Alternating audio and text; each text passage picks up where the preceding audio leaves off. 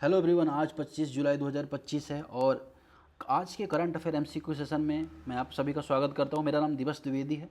आज ऐसे एमसीक्यूज़ लिए गए हैं जो the Hindu Indian express PIB में थे और एज़ यूजुअल हम डेली ही उन पे डिस्कशन करते हैं। और उनमें भी जो खास एमसीक्यू रहते हैं जिस पे यूपीएससी क्वेश्चन पूछ सकता है, पीवाईक्यू भी आप देखोगे तो आपको अंदाज़ा मिलेगा कि एमसीक्यू के थ्रू हम कितनी अच्छी प्रैक्टिस कर पा रहे हैं। अगर आप 10 एमसीक्यू डेली करते हैं तो आपका 10 मिनट जाता है और ये 10 मिनट आपका ना सिर्फ एमसीक्यू बल्कि आपका स्टैटिक पार्ट भी प्रिपेयर करता है।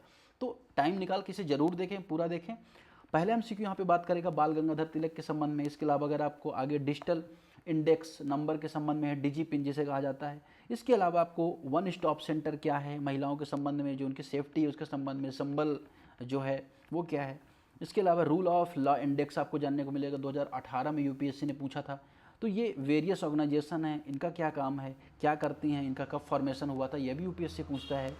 इसके अलावा इंडिया यूके के बीच में एक एग्रीमेंट हो रहा है जहाँ पे बायलैटरल जो ट्रेड है उसको बढ़ाने की बात हो रही है। तो कितने टाइप के ट्रेड एग्रीमेंट्स होते हैं, एफटीए क्या होता है, बीटीए क्या होता है, सेपा क्या होता है, वो सब आप जानोगे। प्रे वियह मंदिर है थाईलैंड कंबोडिया के बीच में, उससे आप जानोगे क्या डिस्प्यूट है वहाँ पे। खासी ट्राइब है, खासी जो अगर आप देखोगे खासी ऑटोनॉमस डिस्ट्रिक्ट काउंसिल है, 5th शेड्यूल 6th शेड्यूल क्या है ये आप जान जाएंगे, 7th शेड्यूल में क्या है। साथ ही एलिनो की वजह से कोरल ब्लीचिंग और वेरियस रीजन की वजह से हो रही है, खासतौर पे लक्षद्वीप में। तो क्या है एलिनो या एंसो जिसे बोला जाता है, एलिनो सदर्न ऑसिलेशन, वह क्या है। आईसीजे के संबंध में जानोगे। साथ ही लेफ्ट विंग एक्सट्रीमिज्म के संबंध में एक एमसीक्यू उसे भी आप जानोगे। तो काफ़ी कंप्रिहेंसिव डिस्कशन रहने वाला है, तो पूरा जरूर देखें इसे, है ना। और सभी से शेयर भी करें। पहला एमसीक्यू बात कर रहा है बाल गंगाधर तिलक के बारे में। तिलक के बारे में कोई भी डिस्कशन करें इससे पहले आपको स्टैटिक थोड़ा सा जानना जरूरी है कि उनका जन्म कहाँ हुआ था। 1856 में उनका जन्म कहाँ हुआ था, महाराष्ट्र के रत्नागिरी में उनका जन्म हुआ था। ठीक है, रत्नागिरी के आम को जीआई टैग मिला है, तो रत्नागिरी काफ़ी फेमस है। अब इनको लोकमान्य कहा जाता था, लोगों ने उनके एक उपाधि दी थी लोकमान्य की, तो आम लोगों ने उपाधि दी। इनके अलावा इनकी दो प्रमुख पत्रिकाएं बहुत इंपॉर्टेंट है। कौन सी, एक मराठा है, दूसरी है केसरी। अब इन दोनों में खासियत ये है कि मराठा जो है वो इंग्लिश में पब्लिश होती थी और केसरी होती थी मराठी में पब्लिश होती थी। ठीक है, ये दोनों बात हो गई। अब अगर आप बात करें तो कांग्रेस में दो ग्रुप दिखाई देते हैं आपको, जो लिबरल थे और दूसरा एक्सट्रीमिस्ट थे, गरम दल और नरम दल। तो गरम दल के तीन प्रमुख नेता थे, लाल बाल पाल, लाला लाजपत राय, बाल गंगाधर तिलक और विपिन चंद्र पाल। तो इसमें जो बाल गंगाधर तिलक एक प्रोमिनेंट लीडर थे।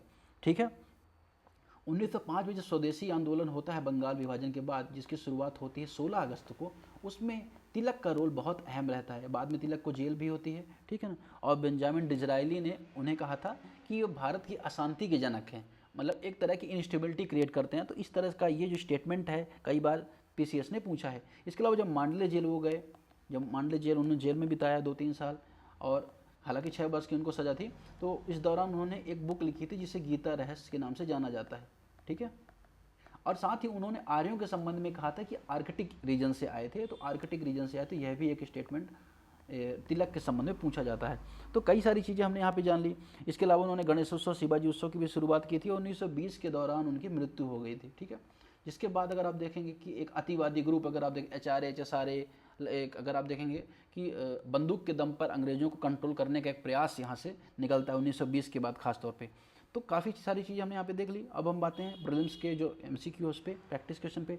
ही was associated with the founding of the Deccan education society, Fergusson college.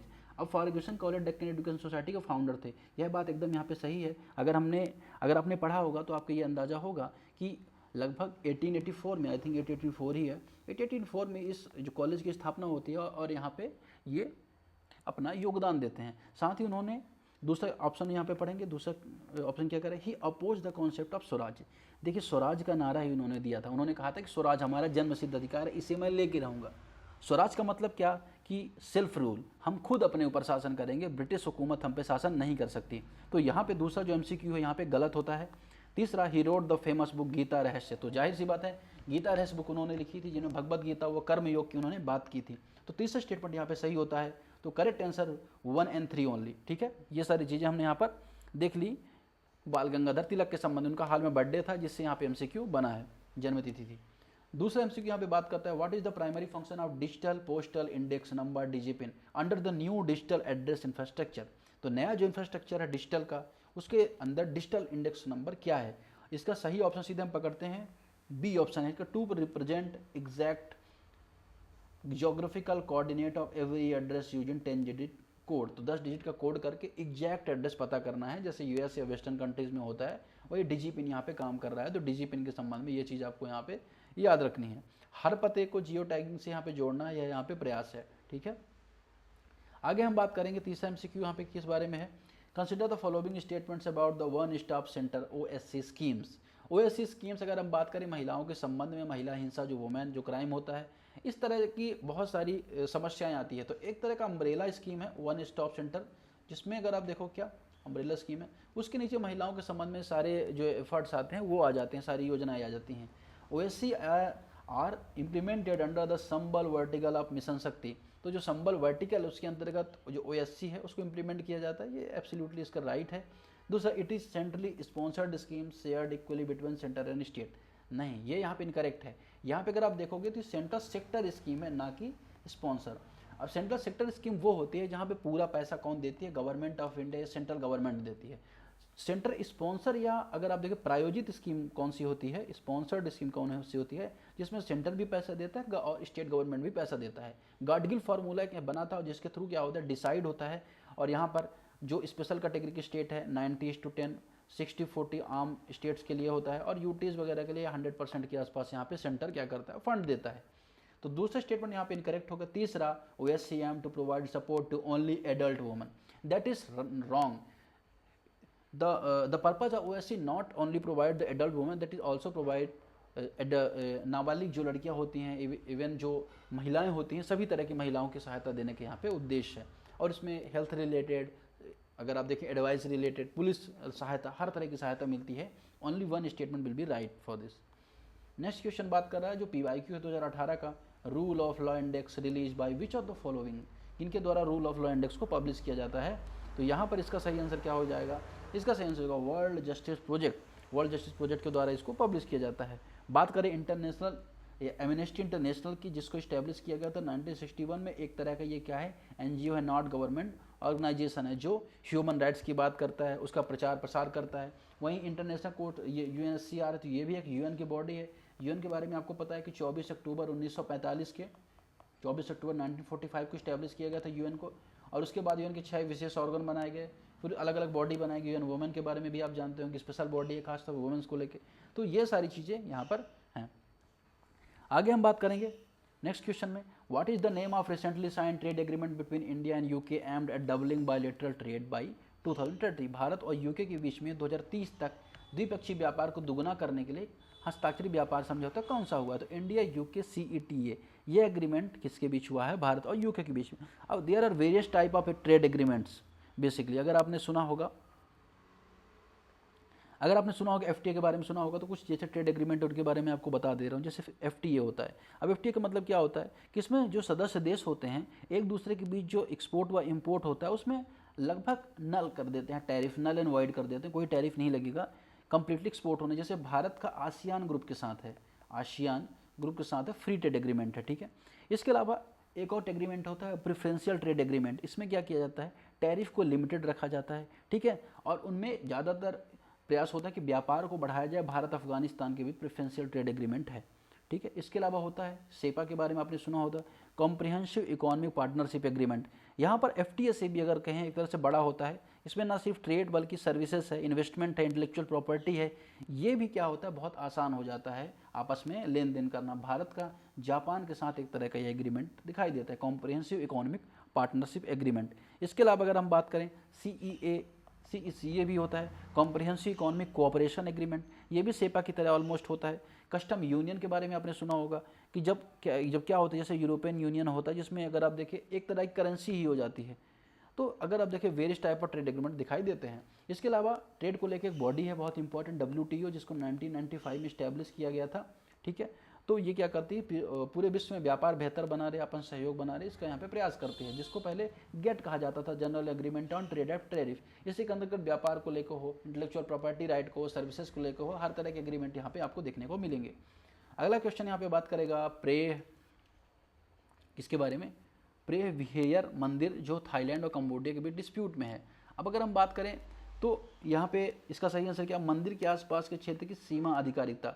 तो टेरिटोरियल जुरिडिक्शन यहाँ पे विवाद बना है कंबोडिया, है ना, जिसकी कैपिटल है बोगोटा, और यहाँ पर थाईलैंड जिसकी कैपिटल है बैंकॉक। अगर आपने ये मैप देखा होगा, ये नॉर्थ ईस्ट का हमारा मैप है, और ये वाला जो रीजन है यहाँ पे south Asian country, ASEAN countries है, और यहाँ पे कंबोडिया और थाईलैंड की, यहाँ पे थाईलैंड की आई थिंक लोकेशन है, कंबोडिया की यहाँ पे लोकेशन, तो इनके बीच क्या डिस्प्यूट का कोई यहाँ पे चल रहा है अभी, ठीक है। नेक्स्ट क्वेश्चन बात करेंगे खासी हिल्स ऑटोनॉमस काउंसिल के बारे में।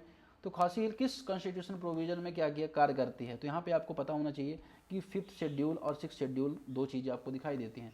6th शेड्यूल में AMTM असम, मेघालय, त्रिपुरा, मिजोरम 4 राज्यों के बारे में मिलता है, और खासी असम मेघालय दोनों जगह पाई जाती है। तो जो खासी डिस्ट्रिक्ट काउंसिल है वो 6th शेड्यूल के अंतर्गत वर्क करती है, ठीक है। 7th शेड्यूल की बात करें तो 7th शेड्यूल में क्या है, 7th शेड्यूल में 3 अनुसूचियाँ, यूनियन लिस्ट की बात करता है, स्टेट लिस्ट की बात करता है, कंकरेंट लिस्ट की बात करता है। 5th शेड्यूल मैंने आपको बता ही दिया, ठीक है। इसके अलावा 370 जम्मू कश्मीर के बारे में बात करता था, जिसे अब हटा दिया गया है। क्वेश्चन नंबर 8, लक्षद्वीप में कोरल कवर गिरावट का क्या कारण यहाँ पे देखने को मिल रहा है। तो यहाँ पे बात आ रही है कि ENSO, El Nino southern oscillation. अगर हम बात करें एल नीनो सदर्न ओसिलेशन क्या है, तो ये बेसिकली ओशियन, या अगर आप देखो ओशन क्लाइमेटिक एक इवेंट है जो पैसिफिक ओशन में आपको देखने को मिलेगा, और ये कहाँ पे इक्वेटर का जो रीजन होता है उस रीजन में आपको यहाँ पे देखने को मिलेगा। यहाँ पे भारत की लोकेशन अगर आप देखें, ठीक है, ये ऑस्ट्रेलिया है यहाँ पे, ठीक है। अब अगर हम बात करें यहाँ पर, अब एनसो में क्या होता है कि जो पैसिफिक ओशियन है इसका जो पूर्वी भाग है, यहाँ पे अगर आप देखें ये वाला जो रीजन है, यहाँ पे पूर्वी भाग, ये पैसिफिक ओशियन हो गया, यहाँ पे साउथ अमेरिका है। तो ये वाला जो ईस्टर्न भाग है यहाँ पे टेम्परेचर ज़्यादा हो जाता है, तो हाई टेम्परेचर हो जाता है, हाई टेम्परेचर जो है तो प्रेशर क्या हो जाता है, कम हो जाता है, ठीक है। अब यहाँ पे प्रेशर हो, यहाँ पे क्या हो जाता है, कम हो जाता है। इससे क्या होता है कि भारत में सूखा पड़ने के चांस यहाँ पे बढ़ जाता है, क्योंकि जिधर हाई टेम्परेचर होता है, ठीक है, और प्रेशर लो होता है, तो हवा हमेशा हाई प्रेशर से लो प्रेशर की तरफ चलती है, और लो टेम्परेचर से हाई टेम्परेचर की तरफ चलती है। तो यहाँ पे सारी हवाएं, मौसम की हवाएं चलने लगती है, तो भारत में सूखा पड़ने के चांस हो जाते हैं। लेकिन ला लीना इसके डिफरेंट सिचुएशन होती है, जहाँ पर अगर आप देखेंगे समुद्र भारत के आसपास का ज़्यादा गर्म हो जाता है, और भारत में बेहतर मानसून होता है, जैसे इस साल यहाँ पे देखने को मिल रहा है, ठीक है। तो यहाँ पर बात थी यहाँ पर कि इससे कोरल ब्लीचिंग की भी समस्या देखने को मिलती है, ठीक है। आगे हम देखेंगे यहाँ पर अगला question, which are the following treaty were referred by the ICJ to its advisory opinion on climate change. तो कौन सी एग्रीमेंट है यहाँ पर जहाँ पे ICJ अपना क्या कर सकता है, एडवाइजरी चीज दे सकता है। पेरिस एग्रीमेंट है जो UNFCCC द्वारा है, United nation framework convention on climate change UNFCCC है, UN क्लॉज है ओशियन को लेकर जो सिक्योरिटी होती है उसकी। तो ऑल ऑफ द एबव इसका सही आंसर हो जाएगा, ठीक है। अगर हम बात करें यहाँ पर एक चीज़ यहाँ पे बतानी रह गई, जो ये मंदिर था प्रे जो विहे मंदिर है, इसको 2008 में यूनेस्को में शामिल किया गया था, यूनेस्को में इसको शामिल किया गया था। और 1962 में यहाँ पर जो इंटरनेशनल कोर्ट ऑफ जस्टिस है उसने कंबोडिया के फेवर में इसको लेकर डिसीजन भी दिया था। ये चीज़ थोड़ा सा रह गई थी बताने, तो ये आपको यहाँ पे याद रखना है। आगे क्वेश्चन में हम बात करेंगे,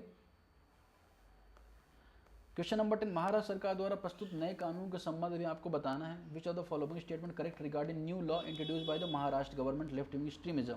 इसका सही आंसर क्या, support left wing ideology can be punishable under this law.